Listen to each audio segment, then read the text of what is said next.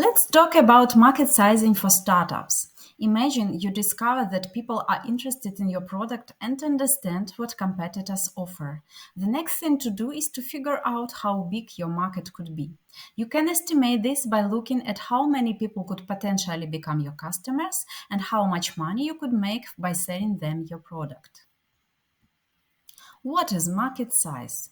The market size is made up of the number of potential buyers of a product or service within a given market and the total revenue that these sales may generate. There are several reasons to know your market size. First, to know your potential profit and payback period for investments. Second, to develop marketing strategies. And third, you can make estimations of people, resources, and equipment necessary to produce your product. There are two main approaches to measure your market size. Top-down market sizing. Although the top-down method is simple, it's often unreliable and overly optimistic.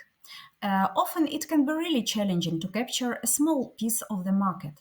It looks at the relevant market size for your product or service and then calculates how much your organization might earn from it. However, this data can be a guideline for building a business model. Second is bottom-up market sizing. This approach is often more time-consuming because you do all of your research yourself and you don't rely on generalized statistics or forecasts. However, you'll get a more realistic and accurate assessment for your market potential. Before you start calculating your market size, it is important to determine four subsets of market segments. At the top level, you can estimate PAM, which is a potentially available market in the future. This means that if our market is currently valued at $4 million per year and is expected to grow by 50% next 2 years, then the potential market size will be $6 million. That is, PAM is a metric that shows us the possible upside potential.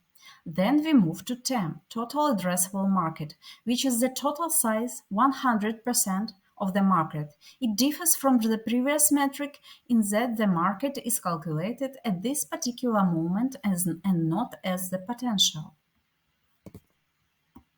SAM, serviceable available market. It's a realistically achievable market volume. It is almost impossible to occupy 100 of the market, even when you are a monopolist, due to the price constraints of demand. As usual, this metric shows geographical boundaries of the market. SOM, serviceable and obtainable market. It's a portion of SAM you can capture depending on demand, your production scale and facilities, competition, the product technological level, novelty and complexity, and other determinants.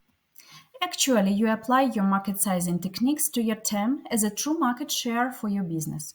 For example, a startup has created an incredible business app for financial planning at small and medium enterprises and wants to serve several tens of thousands of SMEs in the European Union. To determine its market share, a startup needs to realize how many and which small and medium enterprises can become its clients, what budget they are ready to spend on this app, and how quickly they will do it. You can use a few techniques to make your predictions more accurate.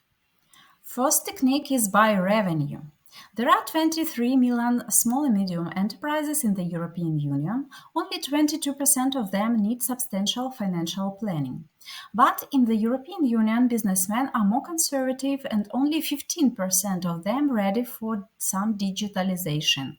In average, each small or medium enterprise spends $100 per month for accounting and financial applications and can afford your application. However, only 5% of them are ready to switch from an old app to a new one. Also, you have an opportunity to capture newcomers, the number of which is 0.5% of total yearly. A subscription on your product costs $18.99 per month. So the market size is $9.5 billion. Second method is by distributional channels.